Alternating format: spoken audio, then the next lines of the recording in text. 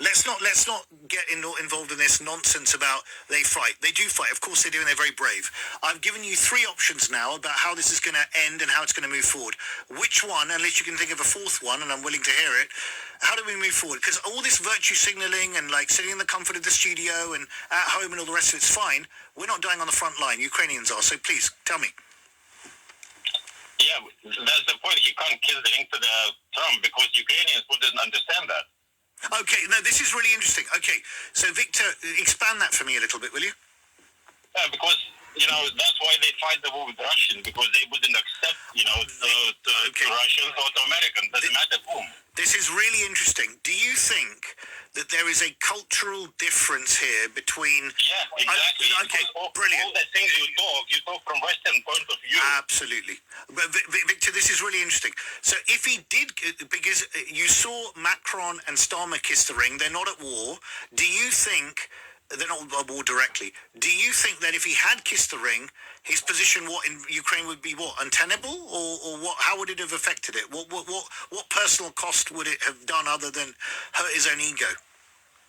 Well, he wouldn't be elected anyway, but no one would understand that, because why then we had to fight with Russians if you accept someone else, Well, this is really interesting. It's an excellent point you make. If that is the conclusion, then I think the only logical consequence of all of this and the corollary of all of that is that you basically tell the Americans to go stick it, which you can, and you take your chances with the Europeans. Let's see what comes out of the meeting today with Sir Keir Starmer and the European leaders tomorrow. Victor, thank you. Fascinating call. Really interesting contribution. Lisa in Islington, good afternoon. Oh, hello, Ali. I was so grateful to hear some sense being said by you. Yesterday I tried to get on to say, I don't know how everybody jumped to the conclusion that the fault of the whole this debacle is on the side of Trump and Vance, when at the same time we saw how irritating Zelensky was. He was interrupting. He was trying to put things that they didn't want to hear. I mean, it was completely unsuitable for somebody who is supposed to be a diplomat representing their country. Yeah, it seems like it's all his ego. He's been spoiled by the West giving him aid, urging him on to fight, and he's like now in the role of a hero, and everything he said is noted down. Zelensky said this, Zelensky said that he is detached from the reality, I think, at the moment. Lisa, I only partially agree with you. I'm glad you raised the point. I think Zelensky was sincerely trying to get across, very sincerely, from his point of view, that, look, you can't trust the Russians. We've been here before.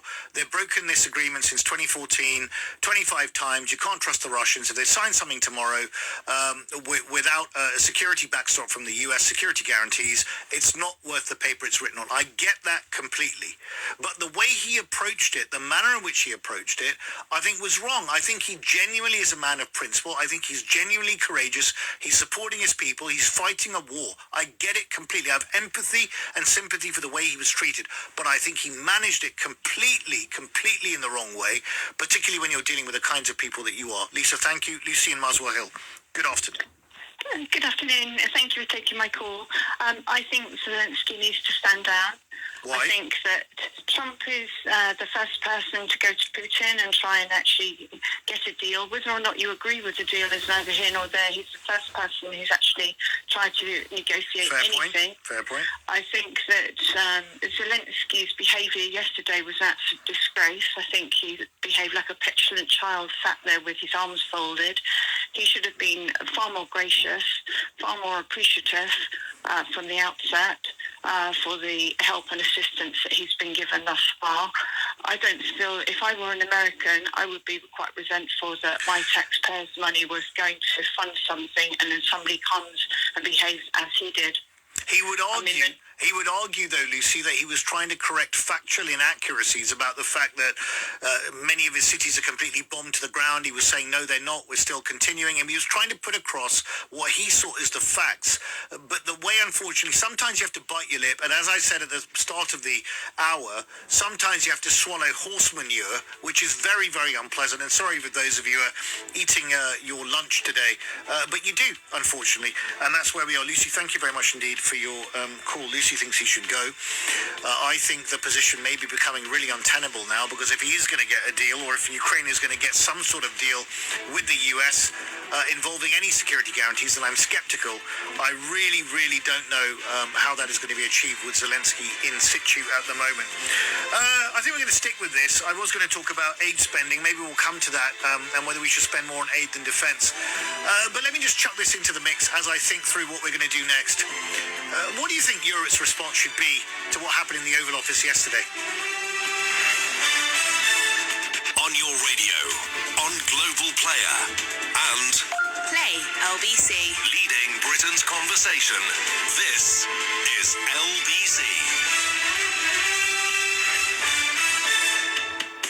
From Global's newsroom at 1 o'clock, Sir Keir Starmer and Volodymyr Zelensky will meet at Downing Street this afternoon. The Ukrainian president's meeting with Donald Trump descended into chaos in front of the world's media yesterday. The UK Prime Minister has spoken with both presidents.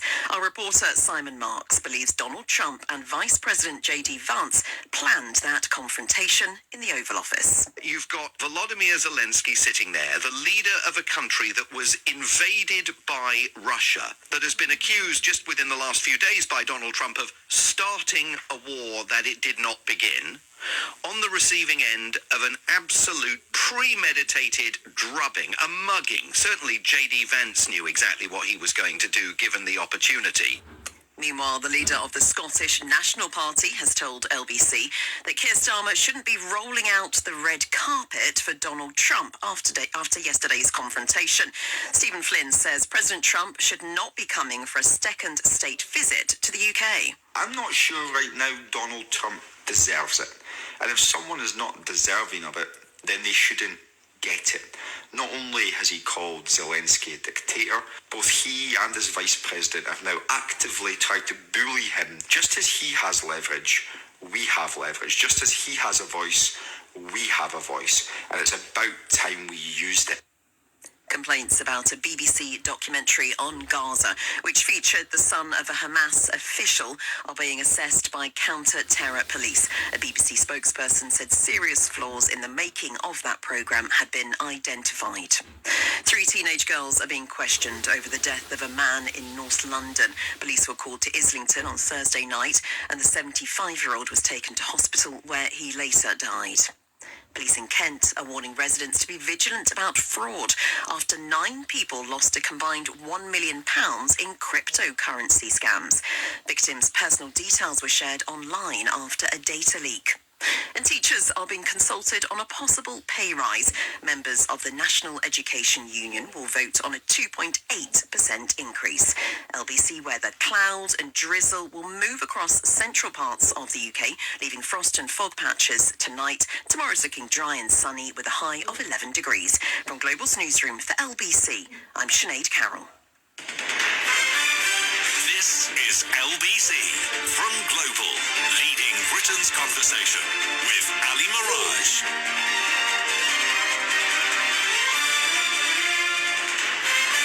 Ali Mirage on LBC, 3 minutes past 1. Now, I'm going to stick with this Volodymyr Zelensky story and what happened in the White House in the Oval Office yesterday. My question in the last hour was, does Zelensky have to stand down for a Russia-Ukraine peace deal to be secured? You might also want to think about how Europe responds. I mean, we have Kaja Kallas, the EU foreign policy chief, declaring that the free world needs a new leader, as European leaders threw their support behind Ukraine's President Volodymyr Zelensky after that stunning White House confrontation between him and Donald Trump. This is open season for you. 0345 6060 973. After leaving the White House, Volodymyr Zelensky appeared on Fox News, and when questioned about Senator Lindsey Graham being the latest American politician calling on him to step down, this is what the Ukrainian president had to say. I'm not sure that is a good idea for this such proposals. But anyway, I always said if United States will support NATO, so I think that is enough for Ukraine. So I think I did all I had to do. And if somebody is not this happy with me, okay. But between us, yes, Americans vote for American president. Each European country vote for their president, and only Ukraine. With all respect to Lindsay, if I can say Lindsay, we know each other, yes, and only Ukrainians. I do feel very sorry for Volodymyr Zelensky in terms of what happened, but as I say, I think he was totally ill-prepared, ill-advised for the meeting and how to handle it. But there we are. I want to take a slight detour as part of this conversation and throw in another element as well, which has sort of got perhaps forgotten with everything that happened on Thursday with the Starmer visit and also yesterday with all this shenanigans going on in the Oval Office, and that is that Annelies Dodds, the Minister for International Development, resigned. She quit her post over Keir Starmer's decision to slash the international aid budget by almost half to pay for an increase in defence spending. This was after it was announced on Wednesday by Sir Keir Starmer in the House of Commons that the international aid budget, 0.5% of GDP, would be reduced to 0.3% to actually increase defence spending to 2.5% and then further on to 3% over time because the world has changed. Annelies Dodds recognised that the post-war consensus has come crashing down, but she also really hinted at the fact that this would be a strategic mistake, that it would be not helping Britain's soft power, and she recognised there were no easy paths to boosting defence spending, but she also said that she'd be prepared for some cuts to her budget, but not cuts of this swinging nature. You might also remember that David Lammy, the Foreign Secretary, just a few weeks ago now, had said that cutting aid funding would be a big strategic mistake, and Richard Dannett, the former head of the British Army, said the decision to cut foreign aid to finance defence spending was a strategic mistake that would ultimately add to the burden on Britain's armed forces. Now, joining me to discuss this is Andrew Mitchell, former Deputy Foreign Secretary and former International Development Secretary, and the MP for Royal Sutton Coldfield. Thank you very much indeed for joining me, Mr. Mitchell. What do you make of Annelies Dodds' resignation? Good afternoon. Well, I think she was absolutely right to resign. I think she would have had no credibility whatsoever if she had not done so. But I think what you are seeing is a brave and principled politician making a principled resignation. And there aren't many of those around Westminster, and she will be in a particular hall of fame as a result. And she will also carry authority when she speaks about these issues in the House of Commons. Are you therefore odds with your party leader Kemi Badenoch that actually advised and urged Sir Keir Starmer to take exactly this route? Well, she didn't say that the cut should be of this proportion. And remember, when I was fighting, along with many colleagues, the cut in 0.7 to 0.5, Kemi supported the government in making that cut. But Keir Starmer made a brilliant speech in the House of Commons, saying that it was a terrible mistake to cut the 0.7 back to 0.5, that it was balancing the books on the backs of the poorest people in the world, and he was deeply opposed to it. And I'm sure that's what he thinks, and therefore to take this easy way out and plunder the development budget when there were other alternatives seems to me to be both cynical and shameful. What is foreign aid for? Foreign aid makes us in Britain safer and more prosperous because that is what it is seeking to do overseas. It tackles issues like migration, like the spread of disease, like conflict, and every single penny of foreign aid should be spent in Britain's national interest, and overwhelmingly that is how it is spent. And never forget what General Lord Dannett said, and indeed what General Mattis, who was the Defence Secretary in America during President Trump's first term, said. They both are basically saying the same thing, but Mattis expressed it in a very clear way when he said, if you cut development, as the head of the armed forces, I have to order more ammunition. And the truth is that development is the other side of the coin from defence. Britain gains in security and safety as a result of the development budget. And that is why this cynical decision that Labour has taken is so controversial on their own benches, because many of them know that it is wrong, and why it is so damaging. You've called for a Marshall Plan for North Africa in the past. We've seen China explore and put out its interests across Africa, other parts of the world, across the Silk routes, in terms of the Belt and Road Initiative. Is that why you think this is so important about soft power and influence in these countries? Yes, you put your finger on a vital point. I think that if you want to stop illegal migration, people coming across the channel in little boats, you can't do it just in the channel or on the French coast. You have to go way upstream, and that is why I was saying you have to tackle the causes of migration at source, and we see those writ large across sub-Saharan Africa. And that makes the point about the importance of international development spending. It tackles these things which people in Britain really care about, but you can't tackle them in an easy way. You have to do it in a comprehensive way. And of course, Britain vacating this space in the way that you have described, who will fill it? The answer is China and Russia will fill it. And desperate people who are very poor and very hungry, if that space is empty and the terrorists come to them, they will be persuaded by Al-Qaeda and ISIL. And there's plenty of evidence of that. When you were International Development Secretary, were we giving money to the International Rescue Committee? Yes, we were.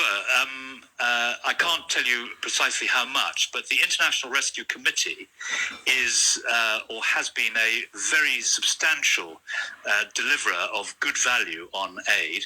It was an old charity started at the time of the war to rescue Jewish people, but it has done an immense amount of good over very many years. Do you think that the CEO of an international charity that is a charity should be getting paid $1.25 million as David Miliband got paid in 2022?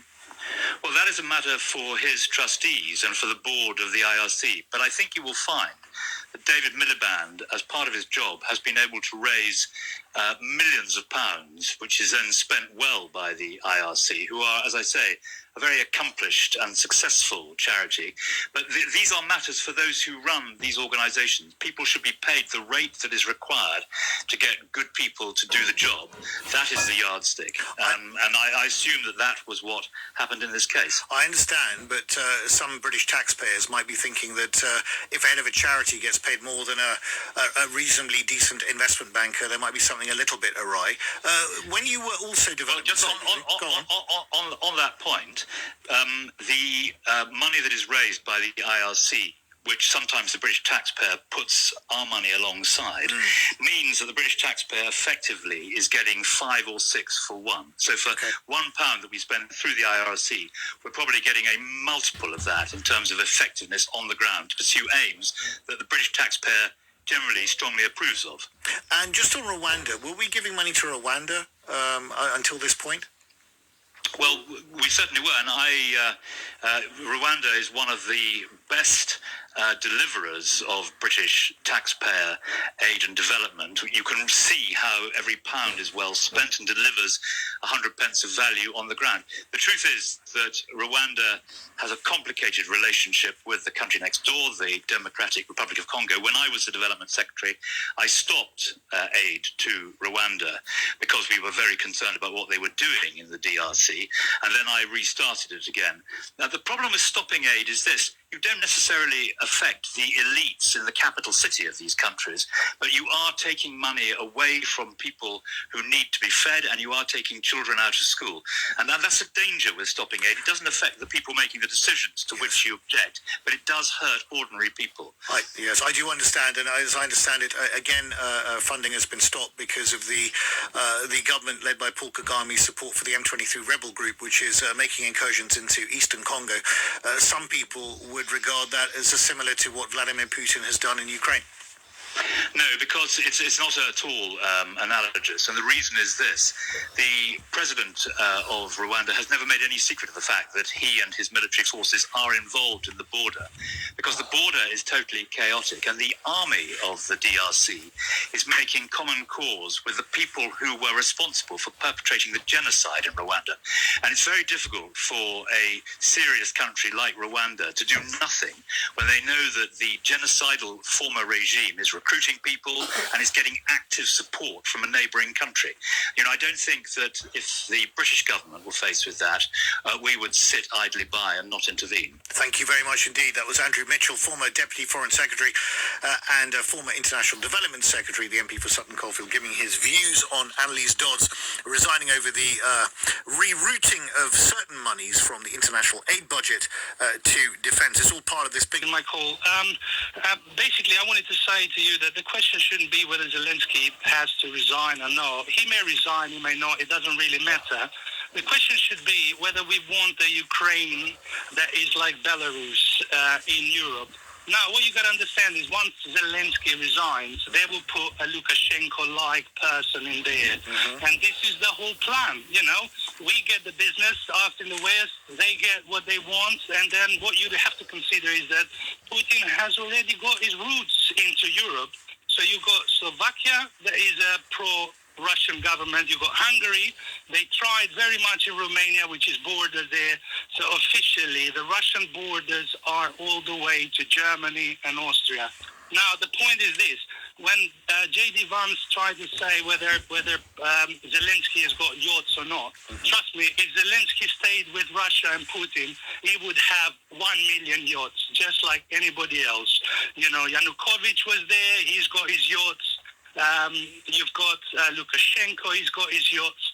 I'm talking from somebody who is very close to... Yachts, these floating things that oligarchs have. That's right. That's what I'm talking about. Sorry. But if Zelensky wanted that kind of lifestyle, he would have gone there. And trust me, Zelensky is fighting an inside war as well. There are 25 to 30% of politicians in Ukraine where will be very happy to be under Putin puppet government. But there is 150% of Ukrainian people that want to be Europeans. That's what Europe doesn't understand. They've got a gold mine there. They've got a European-loving country. They've got an American-loving country with a president that is not perfect. Nobody says he's perfect. Our Keir Starmer is not perfect. Nobody's perfect. I'm not perfect. Nobody's perfect. And it doesn't matter. It doesn't matter what. Just to make this point, it doesn't matter what J.D. Vance says. What is being done, he doesn't understand. You have Putin in Balkans with Serbia, with Montenegro, with Macedonia, and he's going further to Greece. Half of the Greek islands are owned by oligarchs. So where do you want to live? Do you want to live in Russia or here? I don't know. I don't want to live there. Well, it's a very good point. What's your personal interest in Ukraine, Albert? Do you have a link? So I am married to a Ukrainian. We have a family home there. Yes. That my kids have not seen in 3 years. And how is your other half viewing all of this? What's the view? She does not sleep every night. And obviously, Ali, from this perspective, we are talking about money and everything. But this war, when Zelensky said that you've got beautiful shores, it wasn't being disrespectful. I know that he doesn't have the tact. His English is not perfect, a lot of things, but he's coming from a very emotional person. I agree. He's been 3 years in war, No, I do understand that, and I don't doubt his sincerity. I genuinely don't. As I said, I do think I have a tremendous amount of respect for Zelensky, because unlike Ashraf Ghani, who scarpered when the Taliban were coming to Kabul, he stood there and fought. He said, I don't need a plane, I need weapons. I don't need to be sent out here. So I respect him for that, but I also think... Sorry, Ali. Just one more thing. All Ukrainians were behind Donald Trump because they saw the puppet government before of Joseph Biden as a dead government, as a government that was just giving a bloodline. Listen, we got to be honest about it. He did not have the greatest intention. Otherwise, the war would have finished, like Donald Trump said. But when this is coming along now, it's like we're being double-stacked. stabbed. I mean, if I may use this word. Well, I mean, it was absolutely appalling what happened. It really was appalling. I mean, despite what I think about how Zelensky mishandled it, it was a brutal mauling. It was disgraceful, disgusting, and demeaning, as I said in the first hour. I still believe that, and I always will. That doesn't mean I think Zelensky shouldn't have done better. He should. He should have operated completely differently. But it was absolutely appalling to watch. This is geopolitics. This is not a reality TV show. Thank you very much indeed, Albert, for your call.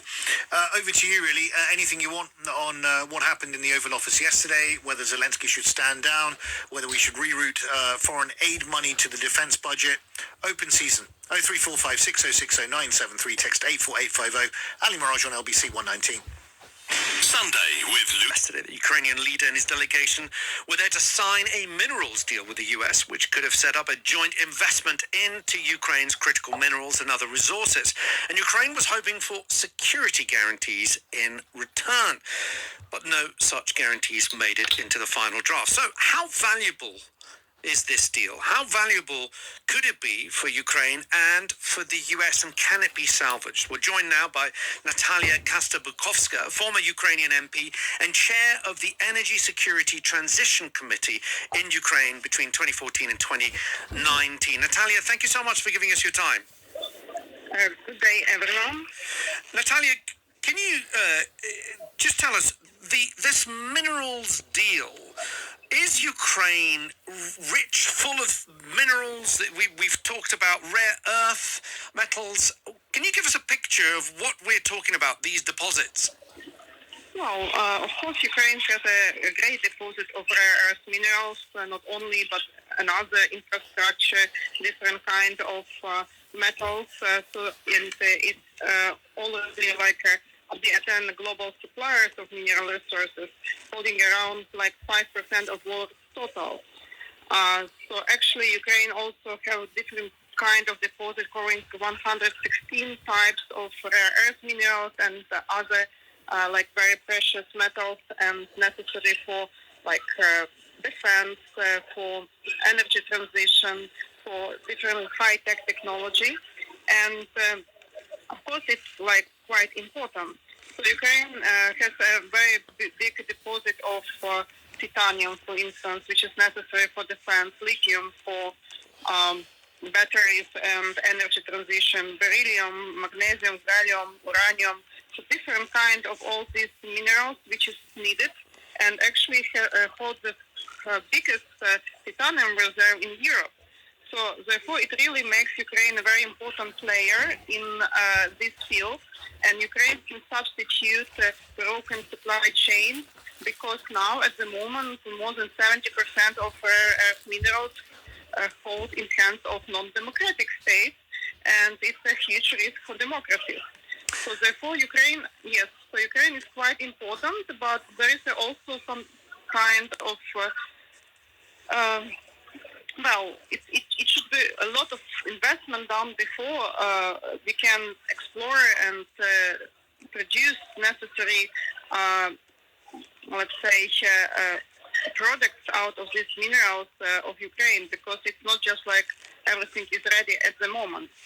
So a lot of investment needed to get to those minerals. Natalia, can you tell us, I know that the location is spread all across Ukraine. For example, areas around Kyiv are very rich in titanium, but the occupied areas at the moment that are under Russian control, about 20% of Ukrainian territory, are they also as rich in minerals and rare earths as the rest of the Ukraine? Of course, and this is a key issue, because when I'm talking about like global deal with the United States, I'll a little bit also express my opinion on that, but almost 40% of all these rare earth minerals and other like very important like minerals in Ukraine are located in occupied territory. So to get them out, you need first of all to deoccupy, to demine, and to restore infrastructure. So it's not only a necessary investment for production, but also for the occupation and the mining and rebuilding infrastructure needed up front before someone can like get this really precious minerals out. So, Natalia, just because I don't want to run out of time, Donald Trump keeps saying that this deal could be worth up to $500 billion for the US. Has he got that right? Is there that much value in these rare earth minerals? Well, the market is growing rapidly, and it's actually a huge market, and growing fast. So it's very difficult to assess how much it costs at the moment because of all these factors. That it should be upfront investments. There is a war risk. Who will explore all these mines? So of course we have very strict environmental and social responsibility legislation, which also should be taken into account. So for me, the deal is very general. It's just that the intention, and each and every deposit, each and every mineral, there should be separate deal, and it would depend. Most of these fields are in private hands, for instance, and the best way is to have a share product agreement. And according to the international rules and Ukrainian legislation, which is now almost like the same as in European Union, as we are joining EU. So it takes a lot of time. And this rush with this deal, I believe, is not necessary, especially if it's not connected to the security guarantees. Okay. Natalia, thank you so much for giving us your time. Natalia Kasa-Bukovska, there, former Ukrainian MP and Chechen committee. Plenty of you seem to think that was a bit of a political ambush, a political mugging. Wayne has got in touch, said it was a setup. Zelensky was ambushed. The length of the meeting has to tell you that. Also, Pippa's got in touch, says if Trump is all about the deal, well, he's failed. For much of last week, it looked like he was about to get access to Ukraine's mineral wealth. His and Vance's behavior, if that was part of the negotiations, wasn't exactly textbook, was it? And now they have no deal. Keep your thoughts coming in. Do you think what we saw last night was a political ambush? Do you think it was pre-planned? Do you also think, the state visit, what do you think should happen with that? Plenty of people saying that it should be delayed or even rescinded. Do you agree with that? 033003 2353. Now, stepping away from Ukraine for a second, on to another pressing question, which people keep asking, is why do trains keep getting cancelled in the weekends? In today's paper, The Times has calculated that on average, 554 trains have been cancelled every Sunday since August last year. 672 have been cancelled on Saturdays. It's about 1,200 trains a weekend. So what's the deal? What's going on? Here to explain and share some travel advice, as always, is Mr. Simon Calder, the travel correspondent for The Independent, who always knows what's going on. Simon, good afternoon.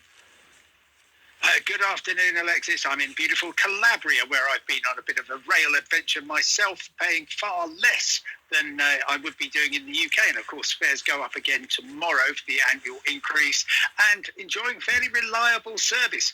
Great piece of work in the Times today, because they point out just how many trains are being cancelled. And actually, 1 in 25 on a Sunday, that's pretty much the average across the country, across the week as well. But it's much more important at weekends because there's fewer trains. And so therefore, if you're cancelling 1 in 4 of those, that's going to leave people facing problems. And I tell you what, this is so embarrassing for the government for 2 reasons. First of all, worst performer by a mile is Northern, which is state-owned, and they are cancelling basically 10% or more of their trains on a Sunday particularly, and that's because west of the Pennines, their guards don't have to work on a Sunday. So frankly, why would you? If you don't have to go to work and you'd rather spend it with the family or watching sport or whatever you want to do, why not do that?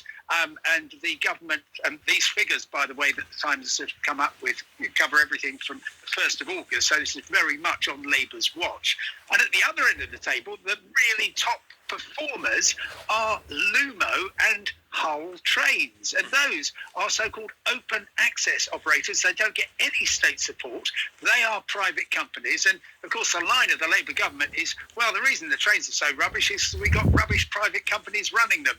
Well, you've got private companies doing what the government tells them, except in the case of the open access operators, who clearly are very capable of running a railway. But Simon, for people who are showing up and their train has been cancelled, I mean, why are we having 1,200 trains be cancelled? Staff shortages and war times bombs is something that's been put forward from the Times. But, I mean, these staff shortages, why has that been going on for so long now? Well, okay, so partly it's because the rail industry has always worked on the basis that there would be lots of overtime. That's actually going back to the days when rail was actually very poorly paid compared with other industries, and one way of the workers making up their wages was to do a lot of overtime. It's slightly a function of how good industrial relations are at the time. If people are feeling, I get well looked after by my employer, they're perhaps more keen to help out at weekends, and that's particularly the case because we live in this bizarre situation where you've got over a dozen train operators and they've all got different terms and conditions. Some of them they have to work on Sundays if it's part of the roster. Some of them they will be on overtime, but they've still got to do it. And then some of them they don't have to work at all on Sundays, and that's no way to run a 7-day-a-week operation. And that's why you're seeing your rail ticket becoming a lottery ticket.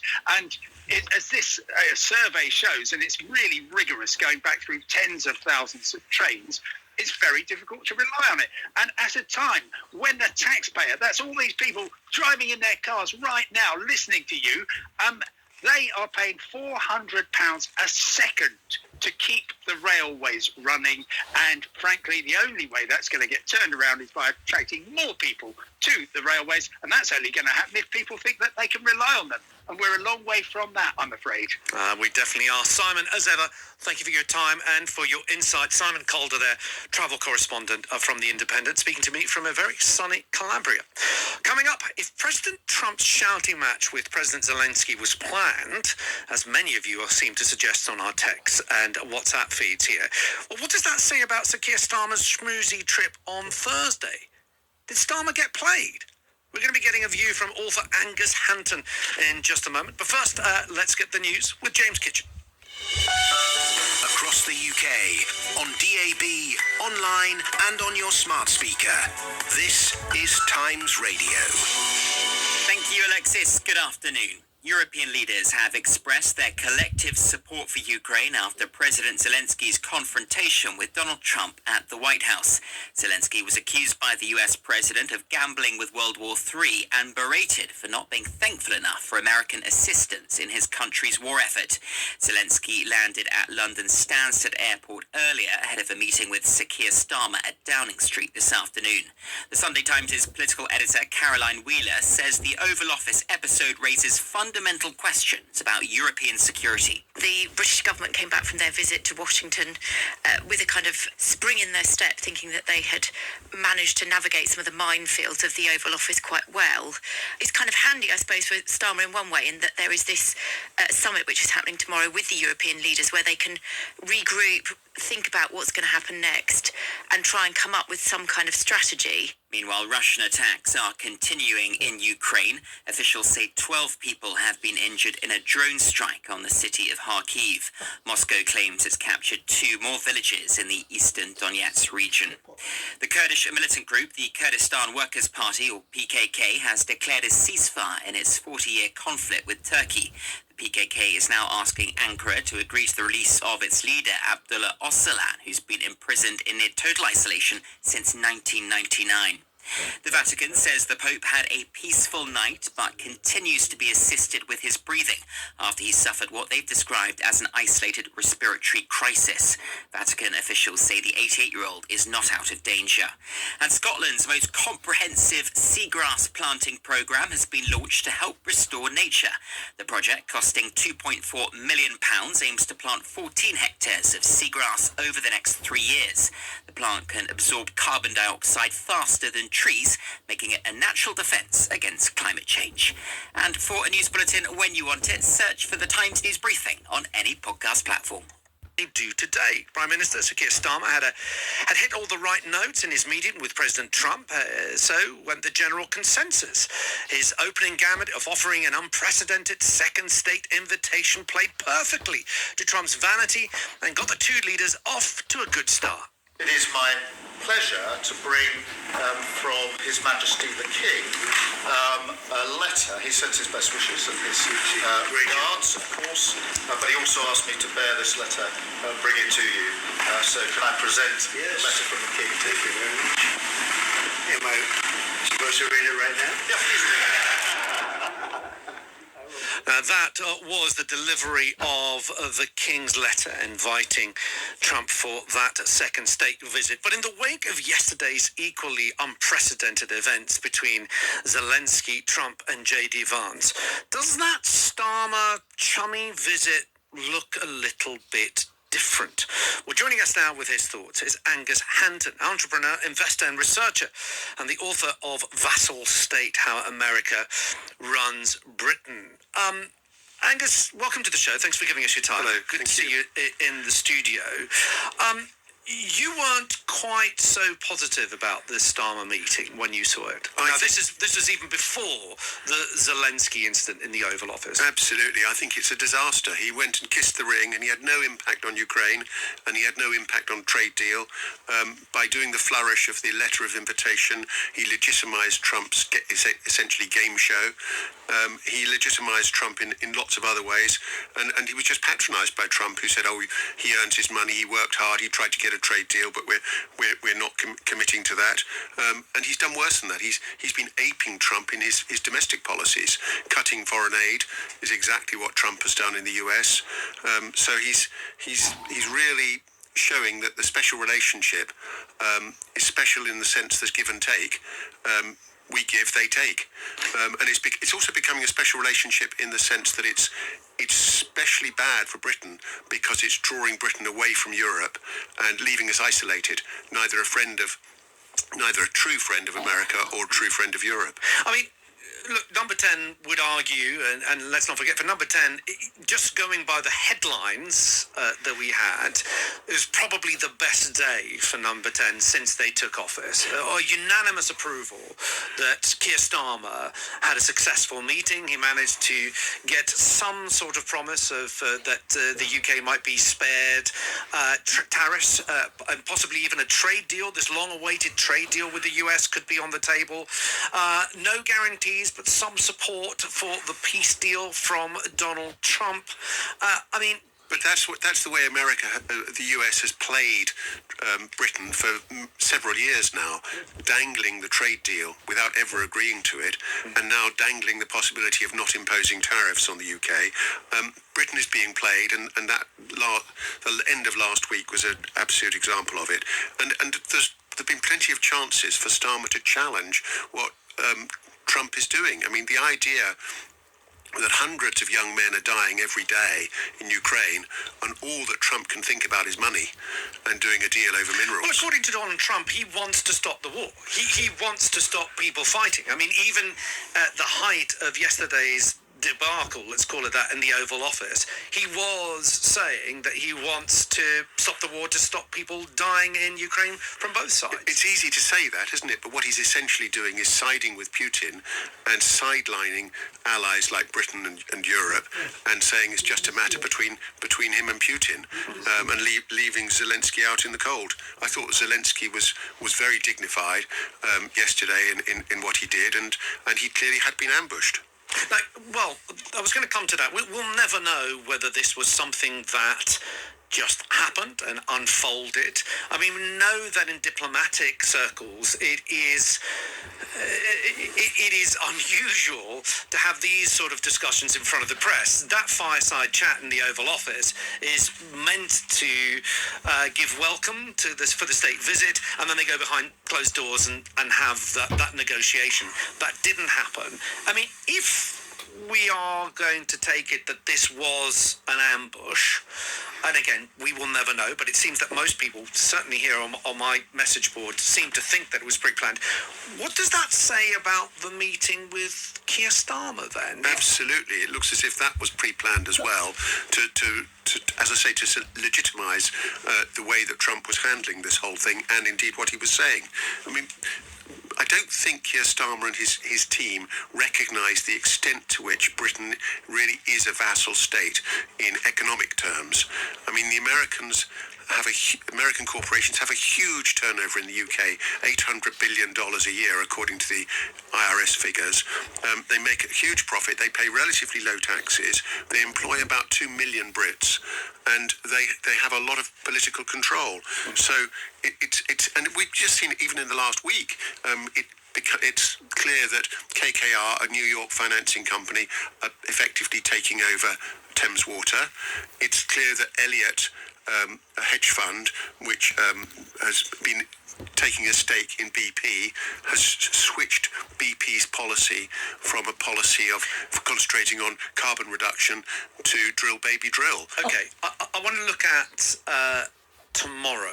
Is a very big day for Europe and the UK and the war in Ukraine. There is a big meeting from the big leaders in Europe. Zelensky's there. Keir Starmer is hosting it in London. What's the advice for Keir Starmer? Keir Starmer should absolutely move closer to Europe. The problem is he's straddling, in effect, two barges which are moving apart from each other, and he's got to decide which one he jumps onto. There's the American barge and the British barge. He should continue, as the French and Germans do, to be polite to the Americans, but in terms of strategy and industrial policy, he needs to move closer to Europe. And tomorrow is an opportunity to do that in general terms, but specifically in relation to Zelensky, he needs to do what almost every other European leader has done, express public support for Zelensky, which Starmer I don't believe has yet.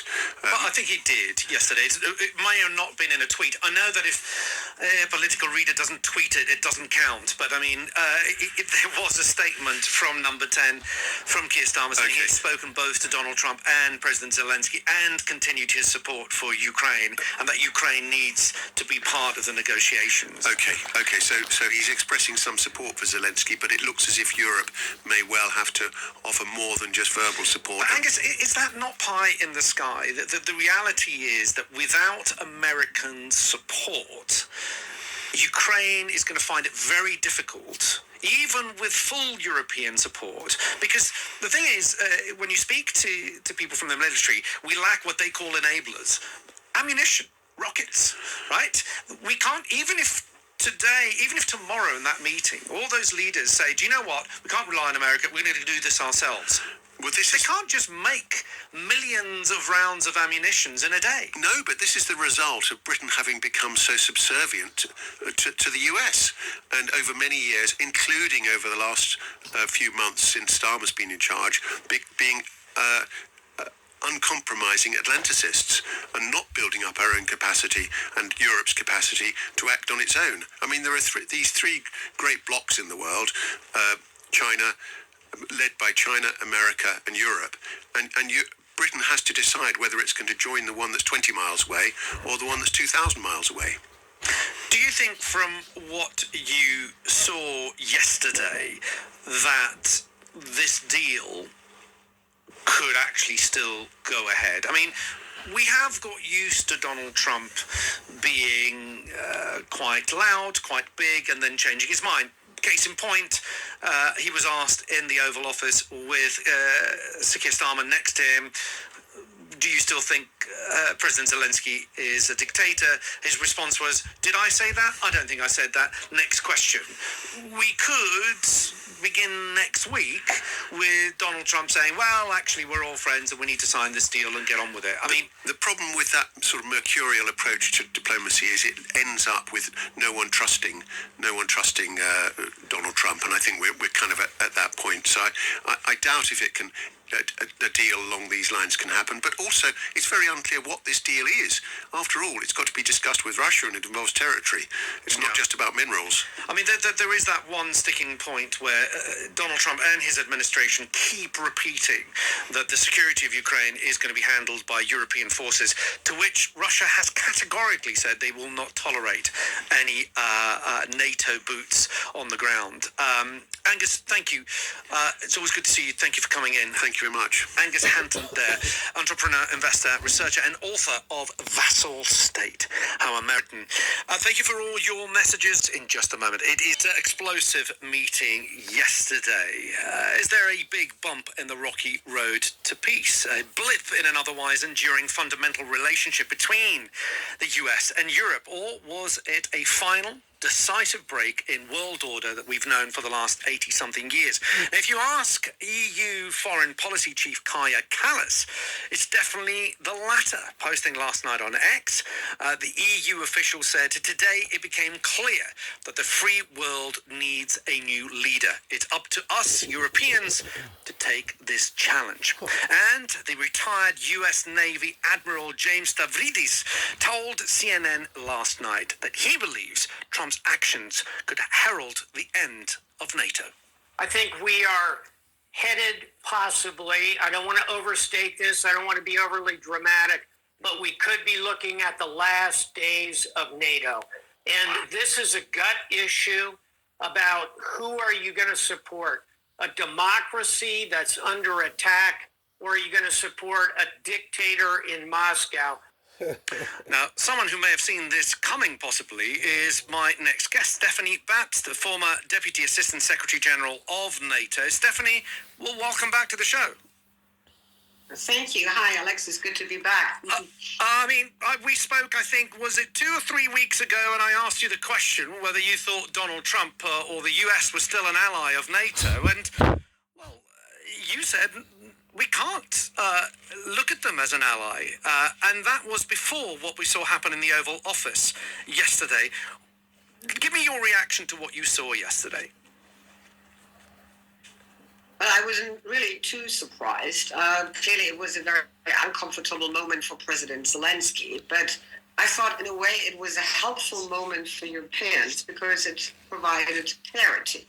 Yes. Clarity on whether we want to stick jointly in what I would call a very unpredictable and probably even an abusive transatlantic relationship with somebody who behaved like a mafia boss, getting upset because an Ukrainian subordinate refused to actually kiss his ring and show gratitude. So it was a bad moment, but it was certainly a helpful moment to provide that sense of clarity. At least I hope so. What did you make of US Navy Admiral James Stavridis there? He said that we could be days away from seeing the end of NATO. Do you agree with that view? Well, NATO is first and foremost a large bureaucracy, and it is an integrated military command structure. So we will not likely see NATO breaking up or breaking down, in a dramatic way in the days to come. But I warned against NATO becoming decomposed and paralyzed. And I fear that the effects of what we've seen, not only yesterday, but there is a series of activities, of statements, of events that led to this ambush yesterday that have really started to reduce trust amongst the allies and predictability. And yes, NATO is a place which is very much interest-driven, and member states around the table of the North Atlantic Council try to find converging points in their national interest. But the bloodlines of NATO are trust and predictability. And who wants to trust somebody sitting in Washington and siding so obviously with President Putin, using basically the Kremlin talking points and voting in the United Nations basically against the Ukraine? So, I mean, what I'm saying is there is a build-up that provides evidence that unfortunately, I think we have to now move on, hopefully in an orderly manner without the United States. What do you think Donald Trump's plan is, Stephanie? He's after this rare earth minerals deal. It's not quite clear whether he seems to assume that if he gets that deal, by virtue of having to invest in Ukraine to get those minerals out of the ground, that will be taken as a sort of protection. He will have to protect his interests in Ukraine, therefore prevent any further incursion from Vladimir Putin. But at the same time, he doesn't want to give any of those guarantees to Ukraine that he would stop Vladimir Putin from trying to gain more than 20% of the ground that he already has taken from Ukraine. What do you think his plan is? I mean, if he has a plan at all, then I think he has very much the Afghanistan template in mind, which brings us back to 2020 when he made this deal with the Taliban in Doha and basically set the conditions for a absolutely catastrophic withdrawal, leaving Afghanistan basically where it was some 20 years ago, namely back to the hands of the Taliban. And it strikes me that he must kind of like have this Doha deal somewhere in the back of his mind, hoping that it would be sufficient for Putin to refrain from exerting, aggressive force once he has actually sent, excuse my language, but Bobby the Builder teams in Ukraine.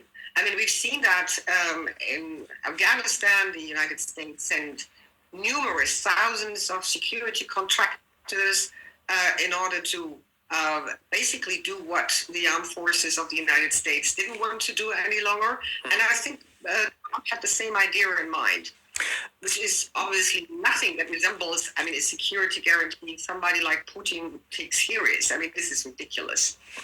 Stephanie, just before we go, what do you make of the comments that we've had today saying that actually Donald Trump seems to have played Keir Starmer the day before, that he took advantage and made Keir Starmer look all friendly and big pals with the UK, knowing full well that the following day he was going to give a hard time to President Zelensky? Of course, we don't know that, but that's what people have been sending us in here today. What did you make of that visit with Sir Keir Starmer? Well, let's put it like this. I can understand that people, including Sir Keir Starmer and many, many others, have difficulties to let go of alleged certainties. And the transatlantic alliance and its stability and the special relationship between the UK and the US seem to have been such a certainty on which basis we have lived for so long, but it's gone. So, my message would really be to people attending the summit tomorrow, including to the British government, in all this mess, which seems a bit messy, focus on contingency planning, also in NATO. I don't think we should wait for Donald Trump to wake up tomorrow or the day after tomorrow, make a little bit more humble noises or give us some crumbs of affection, and then again turn sour. So this is nothing we can rely on. We need to press the Americans for an orderly, transparent, quote-unquote, withdrawal. If they really want to withdraw from NATO, then we really need to make contingency planning. And clearly we would need to support Ukraine. That's an obvious thing. But not letting NATO becoming paralyzed and decomposed, which will certainly not be in the UK's interest. And last point I really would like to make, of course, I'm very optimistic that the UK will move closer to the European Union, hopefully signing some type of arrangements on security and defense anytime soon. But we need Great Britain in the middle of our European, let's say, reloading effort. Stephanie Babst, a former Deputy Assistant Secretary General of NATO, thank you for your time. Across the UK, on DAB digital radio, online and on your smart speaker. This is Times Radio, the voice of the times. Message delivered in Welsh to wish Wales a happy St David's Day. Hello. Heddiw, a Thif Goel Dawi, rydym yn dod at ein gilydd I Thathru Cymru, eu hanes, eu diwylliant a'i phobl anhygoel. O'i golygfeydd anhygoel i'w iaith, mae Cymru'n parhau I ysbrydoli. Heddiw, ni'n dathlu popeth sy'n hudol am Gymru. I bobl Cymru ac I bawb ar draws y byd, dydd Goel Dawi hapus.